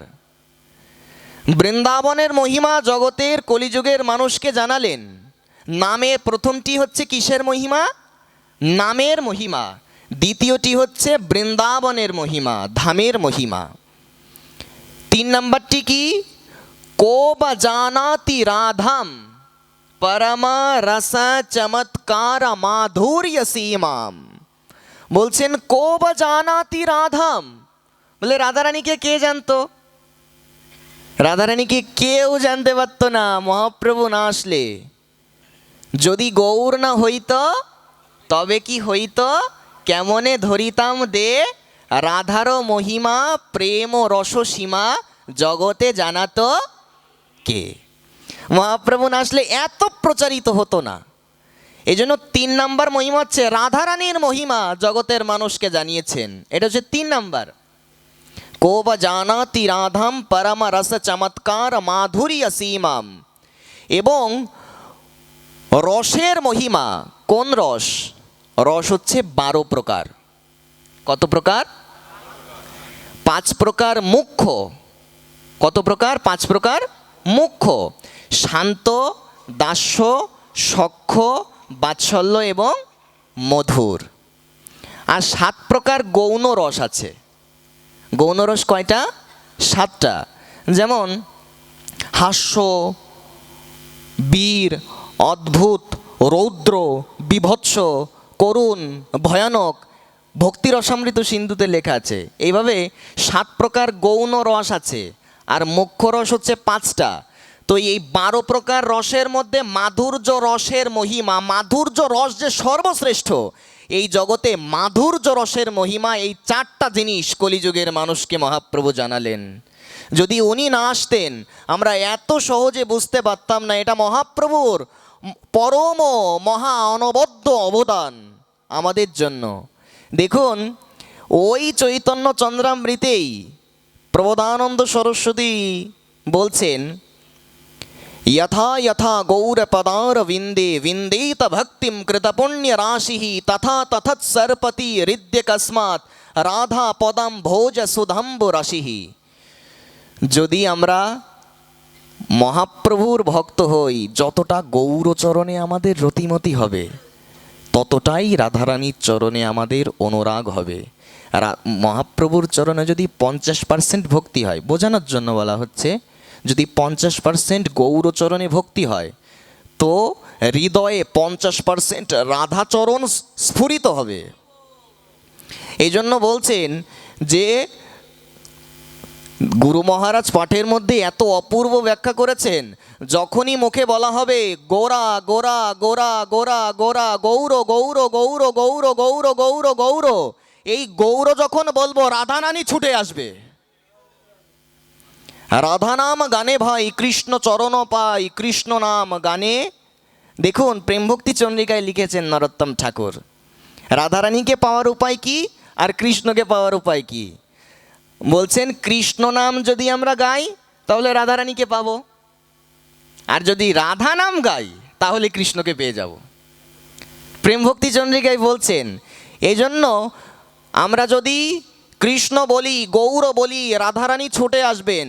আর আমরা যদি বলি রাধা রাধা রাধা রাধা, এই এই শুধু এই শব্দ মাত্র নয়, রাধা দুটো অক্ষর মাত্র নয়, यद जाप सकृत देवा यद जाप यन मंत्र जापन परह प्रत्यंग स्वयं माधवः। রাধা রসসুধা নিধিতে বলছেন, রাধা রসসুধা নিধি গ্রন্থের এই শ্লোকের শব্দ, এই রাধা দুটো যে শব্দ, এই অক্ষরটা সাধারণ অক্ষর মাত্র নয়, এটা স্বয়ং ভগবান, স্বয়ং ঈশ্বর কৃষ্ণ পর্যন্ত জপ করছেন।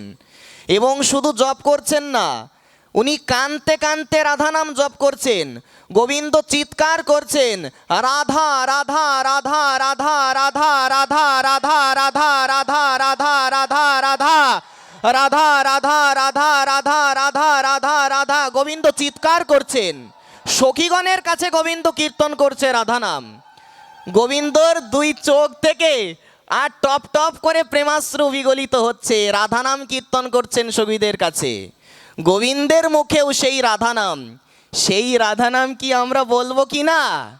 সেই রাধা নাম আসুন, জগতের মানুষকে ডেকে ডেকে গলা তো একেবারে ভেঙেই গেল। আসুন আজ একটু রাধারানীর নাম একটু জোরে আমরা একটু চিৎকার করে একটু উচ্চারণ করি। সবাই বলুন রাধে রাধে। ভক্তগণ আনন্দ পেলাম না, কিন্তু আরো জোরে বলতে হবে রাধে রাধে। তাও কিন্তু আনন্দ পেলাম না, আরো জোরে বলতে হবে রাধে রাধে। বাহ, এমন নামে কার না হৃদয় জুড়িয়ে যায়, কার না হৃদয় স্পর্শ করে, কার না হৃদয়ে প্রশান্তি আসে। যাই হোক ভক্তগণ, রাত হয়েছে, আপনাদেরকে আর দুঃখ দেব না, আর যন্ত্রণা আর অত্যাচার করব না, আর কষ্ট দেব না। যদি আমার কোনো কথায় কেউ কষ্ট পান আমাকে ক্ষমা করবেন। আমি সকলের চরণে আমি একান্তভাবে মাপ চাচ্ছি, ক্ষমা প্রার্থনা করছি। এবং আমি এই আয়োজনকারী যারা রয়েছেন, যাদের উদ্যোগে এমন এই অপ্রাকৃত মহানাম যজ্ঞানুষ্ঠান এবং ভাগবত পাঠ অনুষ্ঠিত হচ্ছে, সেই আয়োজনকারী ভক্তদের পরম কল্যাণের জন্য, বিশ্বের সকলের পরম মঙ্গলের জন্য আসুন আমরা হাত উঁচু করে তিনবার একটু হরিনাম উচ্চারণ করি।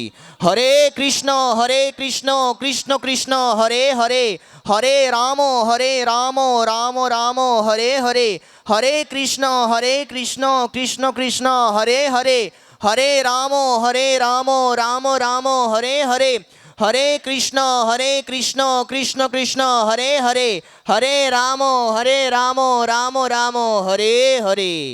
সত্যি আপনাদের কাছে এসে অনেক আনন্দ পেলাম। আপনারা ধন্য, এই ভেন্নাবাড়িবাসী ধন্য, এবং আপনাদের চরণতলে আসতে পেরে আমিও ধন্য। আপনাদের মতন ভক্ত যখন পেয়েছি তখন ভক্তি হবেই হবে, এতে কোনো সংশয় নেই। তো আজ আপনাদেরকে আর কষ্ট না দিয়ে, আর দীর্ঘায়িত না করে, আজকের মতন আমাদের এই হরিকথার এইখানেই দেওয়া হলো বিশ্রাম।